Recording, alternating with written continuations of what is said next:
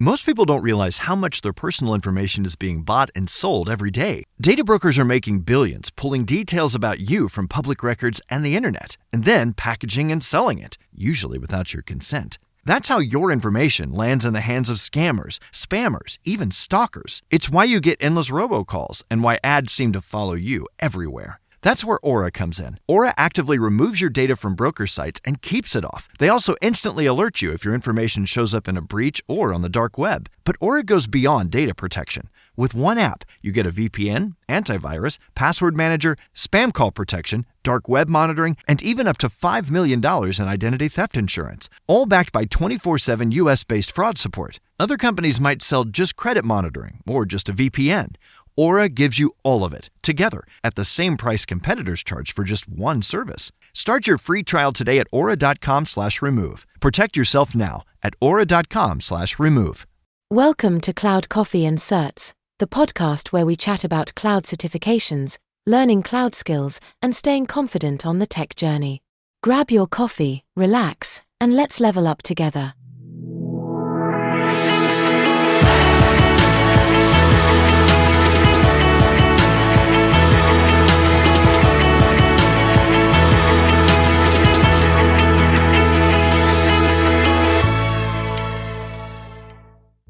Hey everyone, welcome to another episode, and we are continuing our AWS networking specialty journey. This is still domain 1 network design. We are now moving into task statement 1.3, which is around design solutions that integrate load balancing to meet high availability, scalability, and security requirements. Load balancer we have already briefed in our, I think it was covered under the basics of network overview episodes, so you can still check them out. We have already covered in detail few task statements around DNS, where we discussed about Route 53 in the previous episode, and other solutions like CloudFront, global accelerators, etc. So now we are moving into task statement 1.3. I know we are going pretty slow in terms of our target, but I think because AWS networking is sort of equally theoretical and more of practical kind of scenarios as well, so we have to make sure that we are covering as an audio podcast everything, because if this would have been sort of like a video once, then I would have like simply done some sort of show and tell. But because we are doing everything in audio, then I have to make sure that I write my transcript so as to make it easier to understand, because you guys are listening only. So that's why it's taking some time to prepare the transcript. But like I said, we are in this week's episode already, and let's get on with load balancing. I don't have anything interesting in the news, to be honest, because I was looking into something which happened around the market, but there was nothing besides just usual attacks on or vulnerability related news. So it was nothing which stand out, and I thought that maybe we can skip the news section and straight away jump into our main episode this week. So let's get on with the main episode after this short break. Let's level up, refill coffees, and dive into the main episode. Alright, welcome back. So as part of task statement 1.3, we first should know how load balancing works at layer 3, 4, and layer 7 of the OSI model. So let's talk about that. So it's not really just usual spread this traffic. I mean, when we look or we hear the term load balancer, we just think like there is a load, traffic load, and you are balancing it. But it's not as simple as that. We really have some more granular concepts around load balancing. So let's try to break them into multiple layers of OSI model. And if you don't know OSI model, then I think you should go back and read some network basics, because to be honest, I cannot cover a whole OSI model here. But there are 7 layers of OSI model. Layer 3, layer 4, and layer 7, I think, are the most important ones. And because AWS provide load balancer on these 3 major layers, I think that's why they want us to cover first basics about these 3 layers. So let's start with layer 3. Layer 3 is network layer, which simply means it's based on IP addresses. What does that mean? That load balancing will also rely on IP addresses. So if you are thinking it's sort of like routing level load balancing, I think we sort of covered it in Route 53 load balancing as well, where Route 53 provides basic routing policy based failovers. In a way, if you are only looking at layer 3 load balancing, which is on network layer. I think Route 53 can cover that use case as well. But of course, we have something from AWS side. So let's go back to layer 3. It's based on IP addresses. We don't care about the application, we don't care about the ports, we only care about the source and destination IP addresses. So it decide like where the traffic should go, if it's coming from a specific source IP, if it's based on source IP, or if it's based on destination, then it should decide like which destination IP it should send the traffic to. And now this type of load balancing is quite often done by routers or systems that are using routing protocol. So like I mentioned, Route 53 does it, and of course routers in our legacy infrastructure, they also do it. So for example, if traffic is destined to same virtual IP address, it might be distributed to multiple backend servers of like something we used to have in our old days of firewalls, or even virtual firewall appliances these days also they sometimes use it, where you have like multiple backend IP addresses or virtual machines which have their own IP addresses. You have one virtual IP address sitting in front of them, and traffic is distributed just based on that source and destination. So that's what layer 3 load balancing looks like. It's pretty fast, efficient, because it's of course don't take care of major. If you recall that each packet flowing from one source to a destination, that packet actually have a lot of content. Now this layer 3 load balancing doesn't inspect the packets deeply, because of course it just need source and destination IP address. But why don't we use just this one? Because it's fast and efficient. Of course there's a trade-off as well. It's less intelligent. You can't make decision based on application data, URLs, user sessions. So of course in today's world, when we are moving so fast into these new AI based developments, Kubernetes based deployments, layer 3 load balancing isn't really the thing which we need.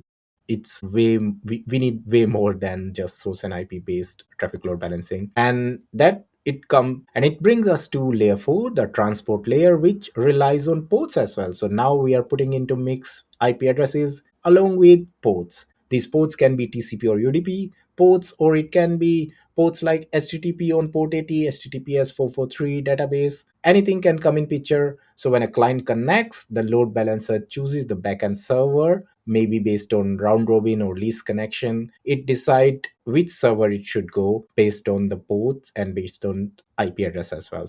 So once the connection is established, in that session will go to the backend server which the traffic should intend to. Therefore, load balancing is also very fast compared to maybe it's still slower compared to layer 3, but it's still very fast because it's again not looking into application payload, but it's more flexible because now you are putting into mix the ports and sessions. Now, of course, you will find layer 4 load balancer in I think many high performance environments, especially where speed matters more than deep packet inspection. So I think maybe I don't know, gaming applications where you care about is like speed. You don't care about what's really going inside the services. So I think that's one might be one of the use case. Anyways, let's move into layer 7, which is the most application aware load balancer. Now this load balancer actually understand the protocols, so it understand HTTP or HTTPS, but it also looks into URLs, headers, cookies, or maybe requested content as well. So you can literally like decide which particular backend server should be handling what particular type of request content. So you can even decide that granular level of decisions from layer 7 load balancing. So instead of just sending traffic to any server, it can make really granular decisions. That is also something which all the premium streaming services they also use it. So if I think of a simple example, if you have paid more for your streaming service, maybe you are getting, I don't know, HD or 4K content, because you will be served by a different backend server altogether. And what drives that decision, because you are a paid server, so maybe there is a special cookies placed inside your session which make sure that when your traffic reach to application load balancer on layer 7, it is then routed to correct backend server which is serving the 4K content. So I think that might be one of the use case. Layer 7 load balancing also provide some really advanced feature like SSL termination. So you can really terminate your session, your SSL certificate inspection on the load balancer itself. So if you recall, SSL inspection is used basically in HTTPS to make sure your data traffic is encrypted, encapsulated in the transit as well. That encryption is provided using SSL TLS, SSL TLS certs or solution, and that of course that inspection should terminate somewhere. And in this case, if you are terminating that session onto load balancer, then your HTTPS traffic will not be going through all the way in the backend server. So your backend server will be having lower resource requirement because it is not doing that additional work of terminating the SSL session as well. So of course, layer 7 load balancer, more feature, more powerful, slower than layer 3 and layer 4. So you can expect slightly higher latency. Of course, it should be, I don't know, negligible, but of course, if you are really concerned about even milliseconds of delay, then you might be thinking about layer 3 or layer 4 load balancing. But yeah, that's sort of like a difference between three different layers of load balancers. And now, when we discussed already about different layers on which load balancer operates, AWS is of course smart. They want to sell the solution for everything. So they do have different type of AWS load balancers and how they meet design requirements or high availability and security requirements. Now let's try to map each layer with a particular offering AWS have in their in one of the load balancer which you can find is application load balancer, which is working on layer 7. So it's clear from the name itself, it's working on application. So application load balancer operates at layer 7, which is application layer. This is go to choice if you are dealing with, I don't know, web applications, I think, which require HTTP and HTTPS traffic. And what makes it powerful is its ability to make content aware routing decisions. So like I mentioned, if you are paying for a premium service, then you should be routed to a correct backend server so you can get the premium, I don't know, streaming movie or whatever you want. So that's something which you can do using this application load balancer. It's really powerful. I mean, it's of course useful in microservices architecture as well, because you might be running your application as pods on a Kubernetes cluster, and you can put your application load balancer on front of your cluster as well. So from network design perspective, I think ALB really simplify our architecture, because instead of having multiple endpoints, we can just centralize the whole routing logic in one place. Of course, I mentioned about SSL termination, so that's another really incredible use case provided by application load balancer. In terms of high availability, I think we can create in multiple availability zones almost all the services. ALBs are also designed to work across multiple AZs. So when you deploy one, AWS will distribute it across the zones behind the scenes. So if one zone goes down, traffic will continue to go to other zones traffic. So it's really resilient, it's really highly available, and you can have like really good incredible use cases using application load balancer. Now, one of the key thing which I recall, which I also find out in one of my use cases, application load balancer doesn't provide static IP addresses. So if that's a requirement for you, I think application load balancer is not a good choice. And that brings us to network load balancer, which works on layer 4, the transport layer. And of course, it's transport layer, so its performance is really good because it's not doing application or content aware routing. So it's really built to handle millions of requests with very low latency. So it's ideal for fast connection where you need like really low latency requirements. I said like gaming backends or maybe financial trading applications, something like that. So it's really fast in terms of your use case if you need it. And from design standpoint, I think yeah, it's perfect. If one of the example I told you, if you need static IP address, it support that. So if there's a requirement where your application should be always having a particular IP addresses, maybe you have an application which is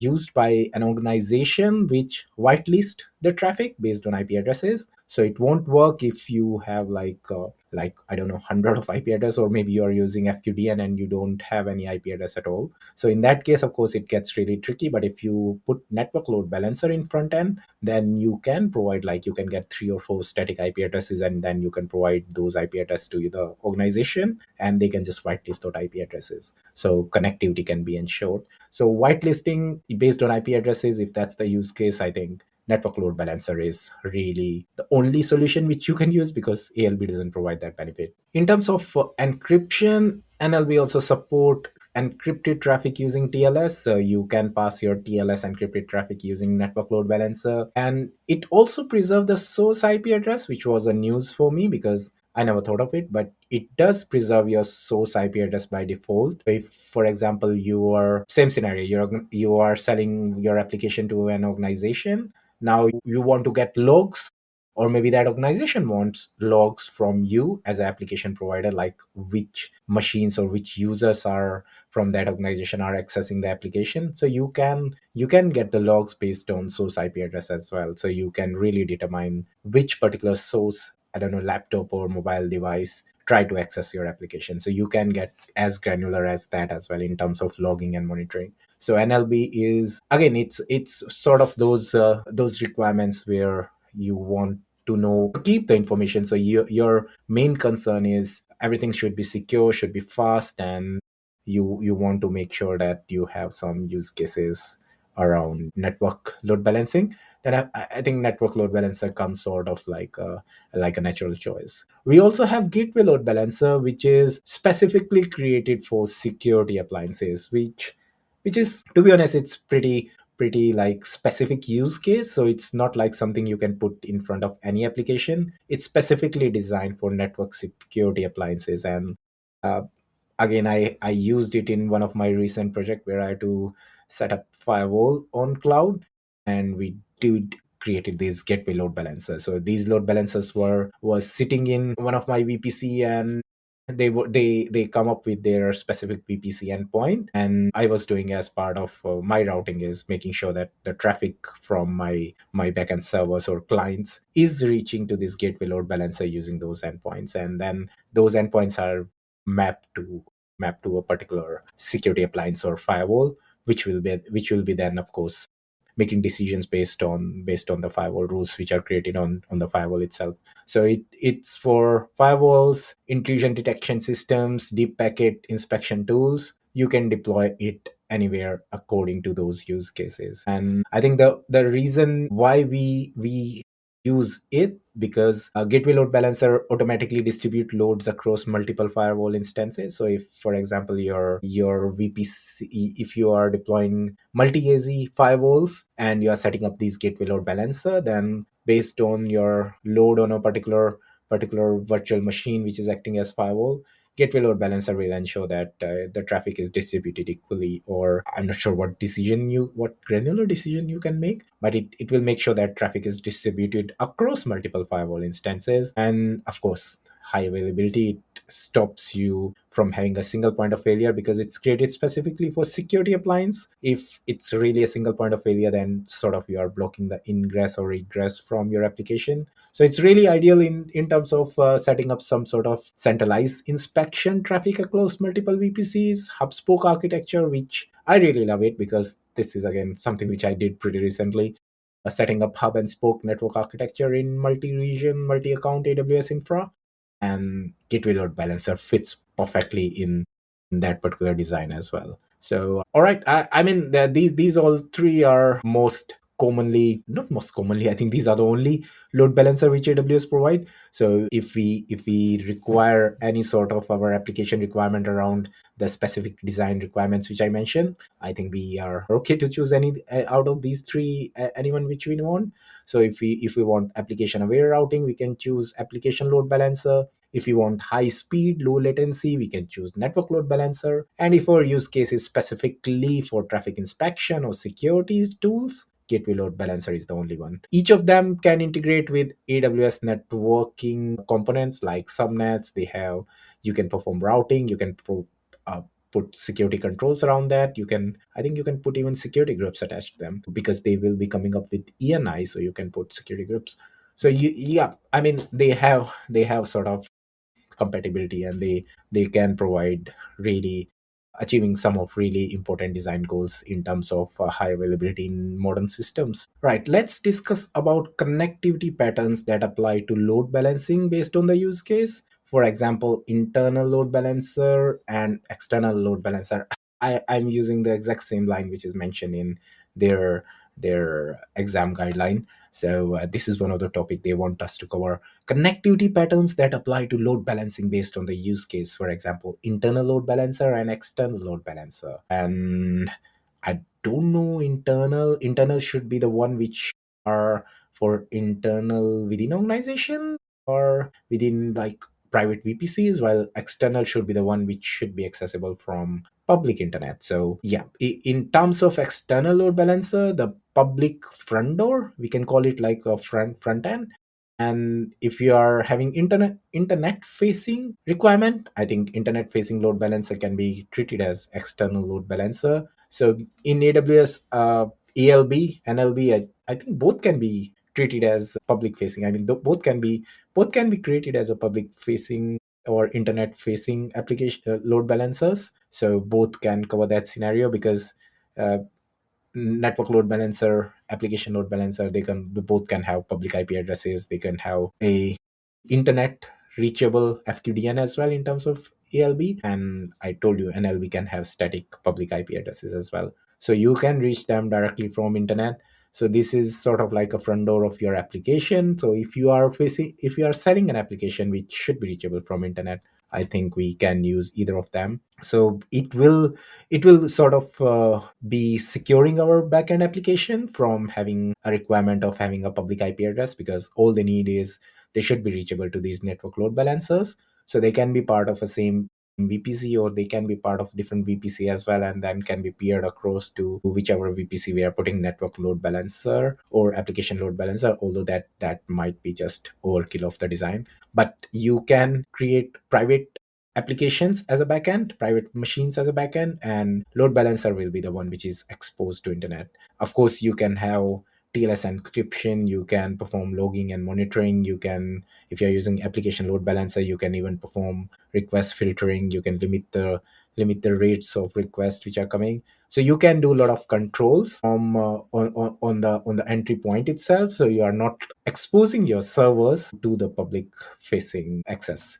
Internal load balancer should be the one which are for only internal traffic. So if your requirement is your application should be reachable but not via internet, so no public IP, only private IP addresses, and accessible only from within VPC or on site to site VPN across your hybrid infrastructure from, I don't know, on-prem or Azure. So in this case we can use these private or internal load balancer. I think we can even set it up on specific EKS or maybe Kubernetes cluster as well, so that can be treated as sort of a private or internal load balancer as well, if all it's doing is only reachable from internal private traffic and making sure in backend it's distributing the traffic. So it again create better isolation, you can have scalability, you can have failover. From security standpoint, it makes sure that traffic doesn't reach internet at all. So of course everything is on private network, so your traffic is always within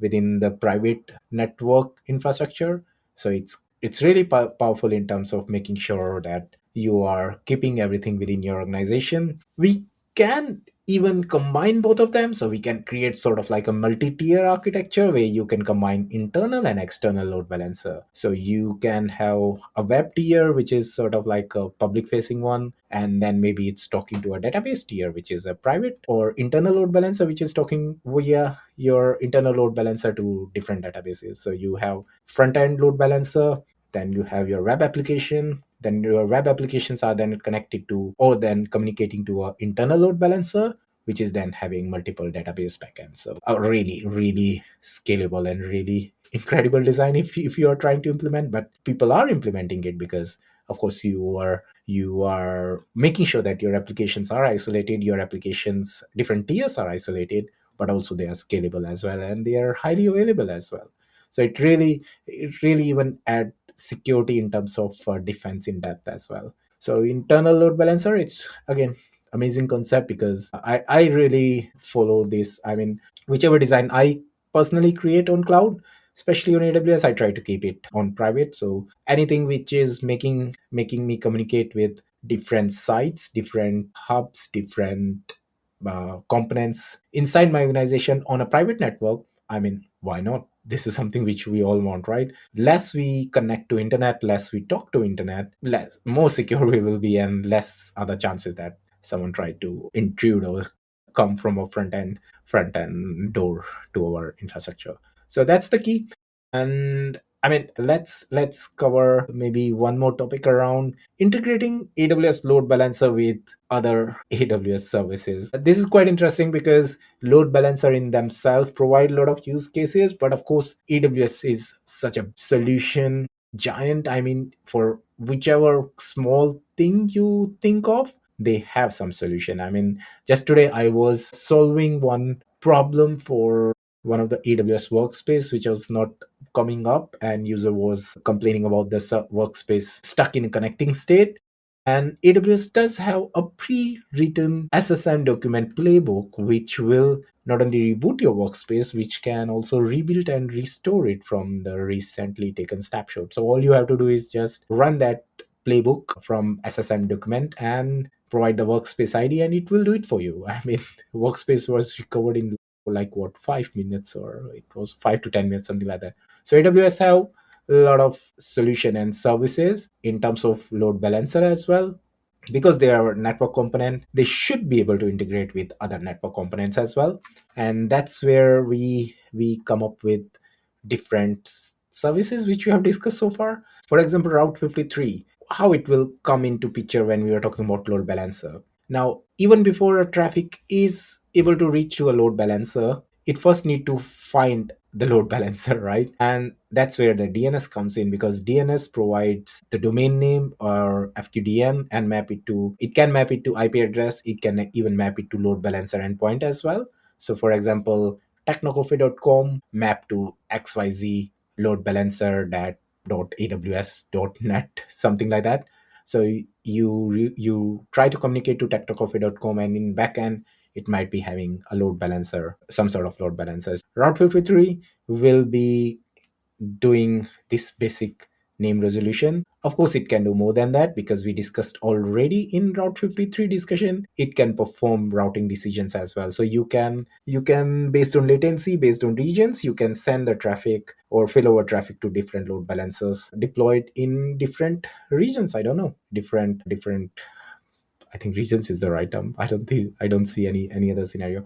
But yeah, based on latency, based on requirements, based on even controls in terms of geolocation, you can fail over the traffic from one region or one load balancer to another load balancer. So Route 53 and AWS Load Balancer provide this highly available global application. Next, CloudFront. CloudFront, again, we already covered. It is our content delivery network, or CDN, and it's also a really common scenario where you sit your CloudFront in front of an application load balancer. So user will connect to CloudFront edge location, which will then connect to your load balancer, and then load balancer will connect to your backend application. Why do we do it? Because CloudFront use case is caching the content closer to the edge location, which means faster performance, lower latency. But of course, it ultimately at some moment have to hit the backend server, right? And that's where it can then connect to your load balancer, and then your load balancer can distribute the traffic to multiple backend server. So as an end user, you will be first connecting to CD and edge network, and if required, you can go to application load balancer as well, which is sitting in backend. Another integration could be WAF, which is web application firewall. From the name itself, it's sitting in front of your web application. So it's sitting in front of your application load balancer, or maybe CloudFront as well. It will assess your request, or it will inspect the traffic which is coming to your application, and based on the inspection, it may block the things, like maybe if there is a malicious request, or if there is some sort of SQL injection attempt. There might be any scenario in terms of OWASP top 10.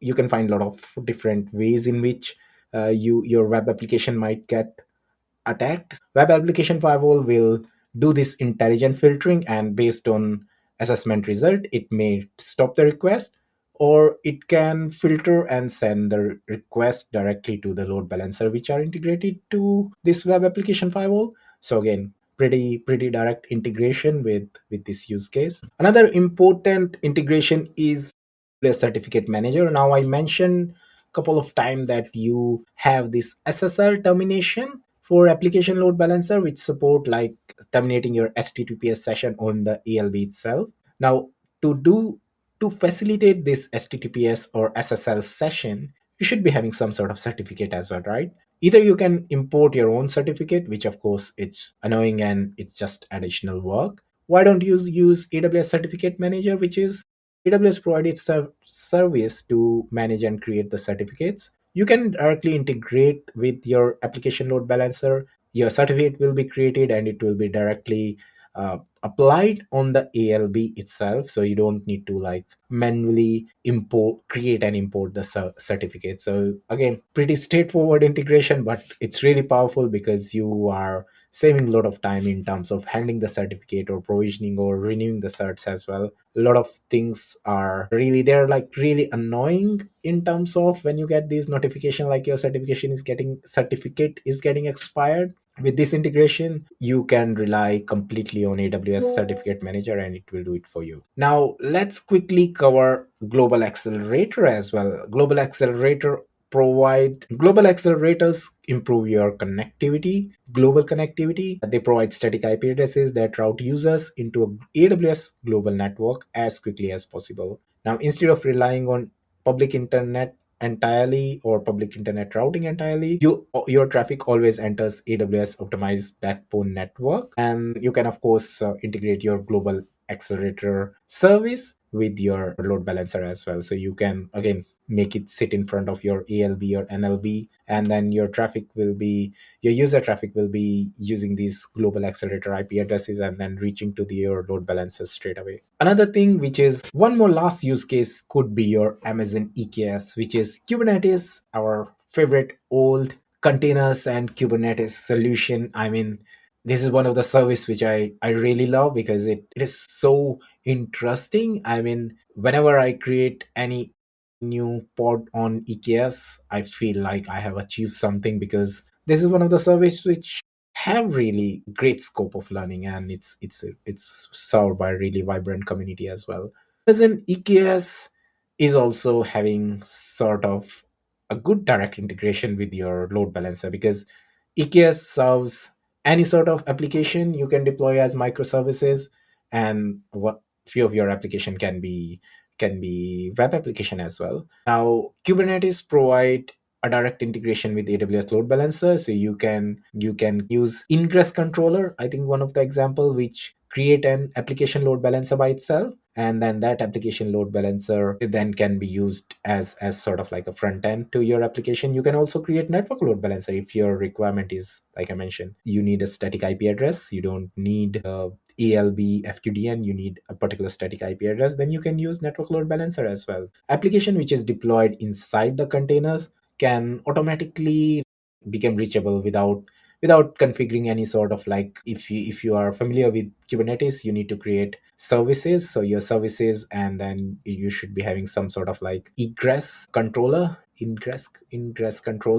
which should be sitting and which should be making sure your application is reachable if it need to be reachable from outside. But if you use load balancer, then load balancer will make sure that your traffic will be terminating on that load balancer, and then in turn you can send that traffic to individual pod and individual application using your Kubernetes networking. So it's again really incredible, this integration, because it help you uh, essentially automating the traffic management for containerized application. So putting it all together, it looks like, I mean, this ALB and NLB and even gateway load balancer, they are pretty much heavily supported by all the different AWS services, and depending on our use cases, we can integrate and we can use them in whichever way we like. All right, I think that's it for today's episode. It went longer than usual because I was trying to cover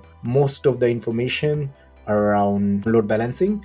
We still have a couple of, I think, 3 more small subtopics in this task statement, which I'll cover in the next week episode, and then we will be moving quickly on to logging and monitoring requirements across AWS and hybrid networks, which might not be that long because it covers CloudWatch metrics, flow logs, traffic mirroring. I think those are pretty simple topics. So we should be able to finish that task statement in the next week episode as well. And then we'll be left with 1 more in the domain 1, 2 more in the domain 1. And then we'll be finishing domain 1. So big news. Domain 1 is almost over in 2 episodes, and then we'll be moving to domain 2, domain 3, and domain 4. Final certification. Alright, that's it for today's episode, and let's catch up in the next episode. Goodbye and good luck. Been listening to Cloud, Coffee and Certs. Thanks for tuning in. Don't forget to follow and share if you enjoyed this episode. Until next time, keep learning and keep growing.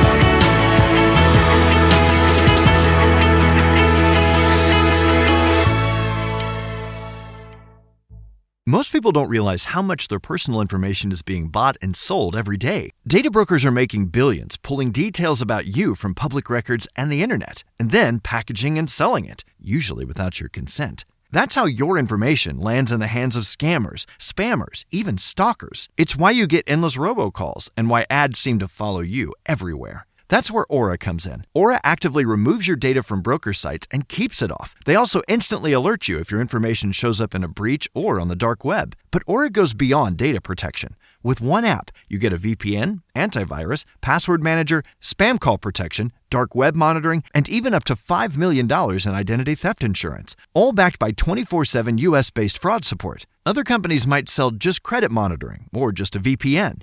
Aura gives you all of it, together, at the same price competitors charge for just one service. Start your free trial today at aura.com/remove. Protect yourself now at aura.com/remove.